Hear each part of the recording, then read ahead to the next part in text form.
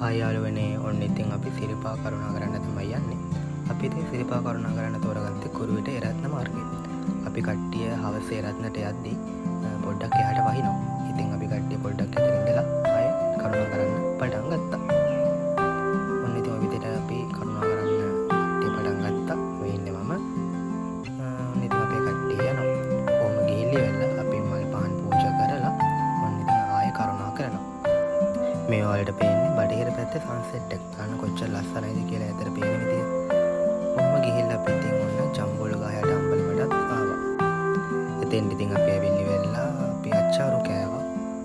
ඊට පස්සේ ඉතින් පොඩ්ඩක් කතා කරගෙන ඉඳලි වෙලා මේ අපේ සෙට් එක. ඊට පස්සේ ආයෙ අපි යන්න පටන් ගත්තා. මේ ඉන්නේ අපි වර්ණගල හරියේදී බලන්න වතුර පාරේ සැර උඩ බලාගාරයක් තියෙනවා. ඊට වතුර පාර ඇරලා ඉතින් ඉතින් ගොඩක් වතුර තිබ්බා.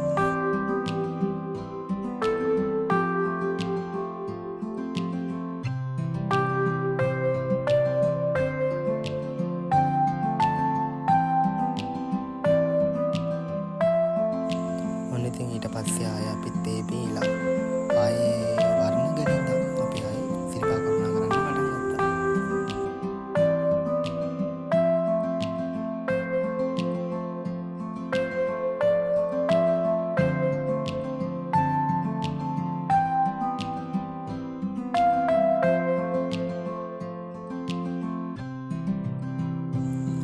අපි කට්ටිය සිරිපා කරුණාකරන්න පටන් ගත්තේ මට මතක විදිහට කුරුවිට රත්න පාරෙන් හවස 6:00 විතර.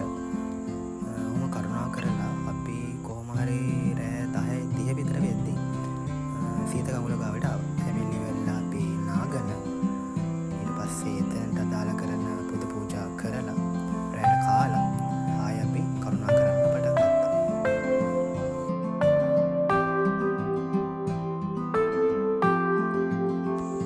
ඔන්න ඉතින් මේ ඇතින් පේන්නේ අපේ ගමනාන්තයේ උඩමඩුව. ඔන්න මේ වෙද්දි වෙලාව පාන්දර 5:15 විතර ඇති. ඔන්න දැන් ටික ටික එළියට ගෙන එනවා. දැන් මම හිතන්නේ ඉරසේවයක් තුලට පේනවා ඇති. මම නම් ඉරසේව දැකලා තියෙනවා මේ මම යන 4 වෙනි වතාව. ඊට කලින් තුන් වතාවක ඉරසේව බැලුවා.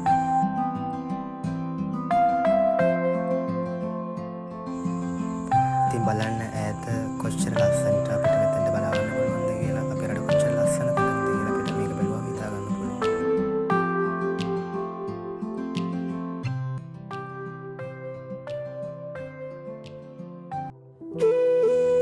බලන්න යාළුවනේ